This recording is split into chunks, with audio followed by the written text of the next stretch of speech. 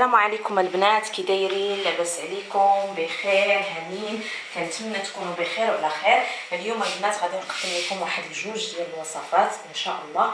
غادي نديروا سلطه البطاطس والبيض، وغادي نديروا المكرونه بالصلصه الحمراء.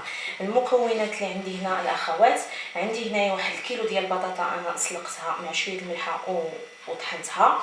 عندي هنا البيض هنايا مسلوق ومبشور. عندي هنا الجبن ديال موزاريلا، وعندي الجبن الكريمي، واحد العلبه ديال الجبن الكريمي فيه 110 غرام.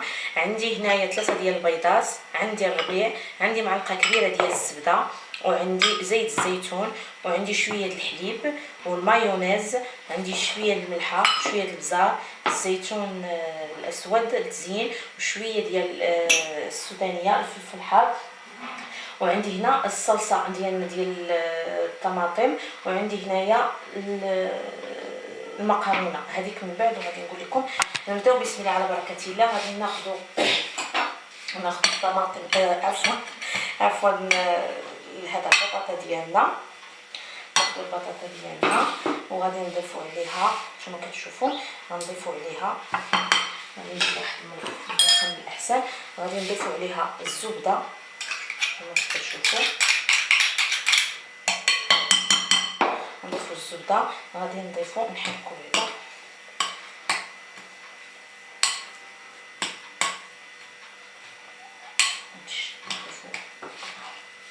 نزيدو نخلطو. كتجي زوينه هاد السلطه هادي ديال الطماطم. وغادي نضيفوا شويه ديال الحليب كما كتشوفوا، نضيفوا شويه ديال الحليب.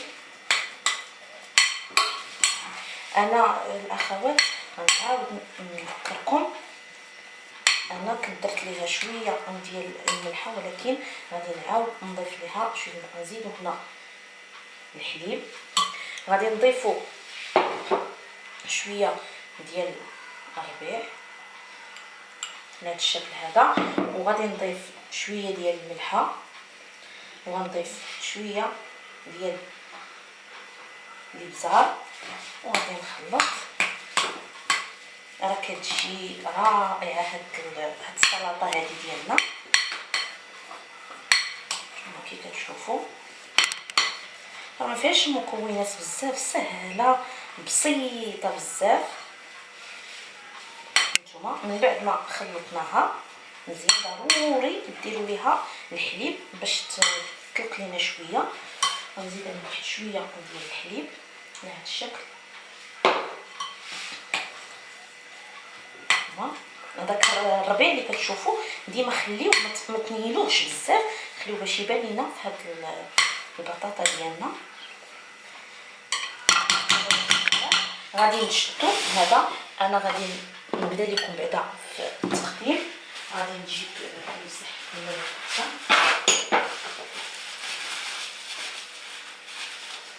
هانتوما، غادي نحطو نوريكم كيفاش غنديروا لهاد البطاطا.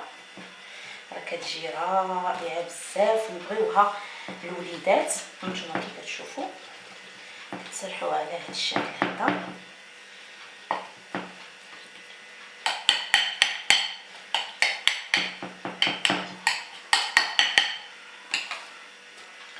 نتوما انا غنكتفي غير بهذا القدر هذا، غير باش نوريكم كيفاش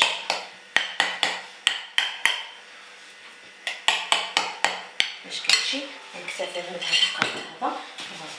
دابا الاخوات غادي ناخذ واحد البول ان شاء الله، واحد الجبانه غير صغيره، وغادي نضيف ليها، غادي نضيف هذا نختار العشاء. غادي نضيف الجبن الكريمي،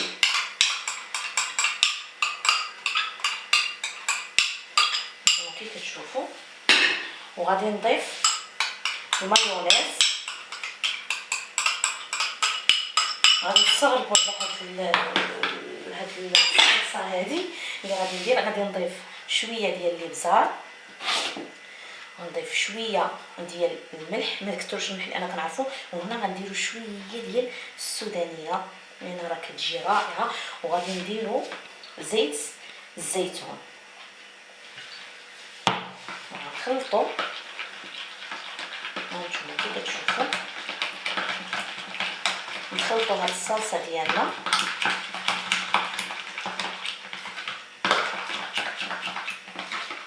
على هاد الشكل هذا. صلصه رائعه جدا حيت هاد المكونات هما، وغادي نضيفو الصلصه على هاد الطماطم ديالنا. راه شي حاجه اش نقول لكم البنات، راه كتجي رائعه وكتجي رائعه بزاف بزاف بزاف. كنتمنى البنات تجربوها، كنتمنى تجربوها. نتوما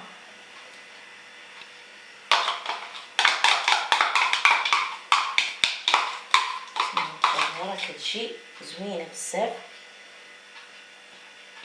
انا راه كندير لكم هاد الوصفات، كندير لكم وصفات سهله وفي نفس الوقت بنينه. انا اليوم راح ندير معكم اليوم زعما نخدم معكم عادي بحال هكا، تشوفوني كي كندير. هنا الاخوات، هنا ملي ضفنا الصلصه ديالنا غادي نضيفوا واحد الجبن ديال موزاريلا، نتوما كتشوفوا. وغادي نضيفوا شويه ديال البيض محكوك،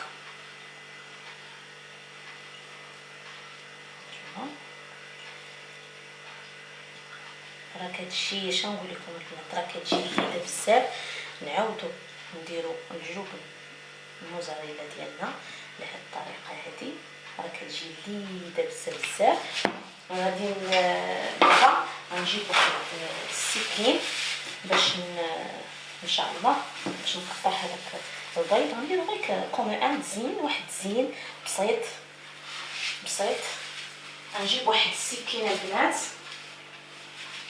نديرو واحد الزين بسيط. نتوما البيض، ناخدو البيض المسلوق ديالنا ونضيفوه غير في الجوانب على هذا الشكل هذا. راه بسيطه، راه ما فيهاش شي حاجه، بسيطه جدا. نقادو هاد البيض ديالنا فيها شي حاجه حتى الوليدات غادي ياكلوها. صافي غادي نديرو شويه ديال الكزبره بحال هكا، شويه ديال المعدنوس هكا صافي. وغادي نزينو شويه بزيت الزيتون بهذا الشكل هذا. نتوما كي كتشوفوا راه شنقول لكم سلطه غزاله بزاف. نتوما كتشوفوا هذه هي السلطه ديالنا، كتشوفوا فيها البنات كتجي لذيذه بزاف وكتجي رائعه. غادي نزولوا هذا الشيء، غادي نحطوها هنا. دابا الاخوات غادي ندوزو المكرونه ديالنا. ناخذ واحد البول صغير، غادي غير نوريكم الطريقه لان ما غاديش نديرها كلها. غادي نحط المكرونيه ديالنا هنا، نتوما كي كتشوفوا. هاد المكرونيه سهله بسيطه، ما فيهاش بزاف ديال المكونات، قليله بزاف، ما فيهاش المكونات بزاف. هنا ضفت المكرونه ديالنا. انا هنا المكرونيه الاخوات انا سلقتها مع شويه ديال الملحه وشويه ديال الزيت فقط. وما تخليوش هاد المكرونيه حتى طيبوها بزاف، طيبوها غير شويه. انا هنا هاد الصلصه البنات غادي نقول لكم واش درت هاد الصلصه. انا هاد الصلصه الاخوات ضفت شويه ديال زيت الزيتون في المقلاة، ضفت عليها واحد معلقه جوج تقريبا، واحد معلقه كبيره ولا جوج ديال هذا مطيشه ديال الحك طماطم مصبره، ضفتها ليها. وضفت ليها شويه ديال الزعتر وشويه المليحه وشويه الابزار وورقه الرند يعني ورقه سيدنا موسى صافي. وخليتهم فوق البوطه كيتشحروا مزيان. وضفت شويه الماء وخليتها حتى عقدتها بهذه الطريقه هذه. هانتوما كي كتشوفوا هذه الصلصه ديالي انا اللي متعوده عليها. اللي متعوده عليها ديال الصلصه ديالي. هانتوما كي كتشوفوا سهله بسيطه. غادي دابا غادي نضيف هاد الصلصه ديالي هنا، سهله بسيطه جدا. نتوما كتجي خفيفه. انا هنا الاخوات ملي كنديرها على هاد الشكل هذا، كندير هاد الشكل هذا. الا بغيتو تعاودوا تدخلوها الفران دخلوها ماشي مشكل. بغيتو تعاودوا تدخلوها الفران غنضيف ليها شويه ديال الكزبره ديال الربيع نتوما ونحركو كما كتشوفوا. غنجيب واحد الطبسيل باش نحطوا هاد المكرونه ديالنا.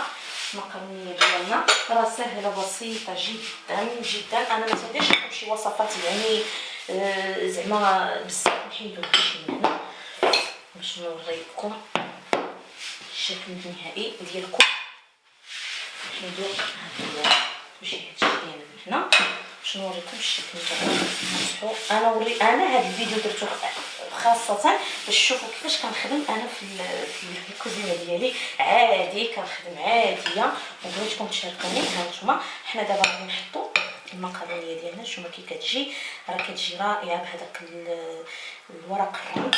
ورق الرند هو الورقه ديال سيدنا موسى. نتوما كتشوفوا كتبقى اختي كتعطيها واحد النسمه وكتعطيها واحد اللذه رائعه. كتشوفوا هذه هي المكرونه ديالنا. وكنضيفوا عليها مجر الاطباق ديالنا الحجي كنضيفوا عليها شويه ديال الموزاريلا على هذا الشكل هذا.